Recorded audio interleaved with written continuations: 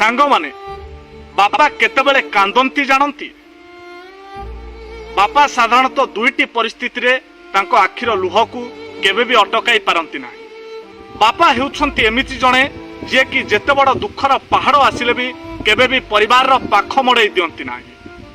सबु दुख को छाती तले चापी देई परिवार मुहरे सर्वदा हस फुटांती बापा। निजे पछे छिंडा चप्पल अबा सातसिया सार्ट पिंधंती आ पचारिले कुहंती एटा आ 2 मास चली जिवो, किंतु परिवार पई सबु बेले नुआ जिनिस देइथांती।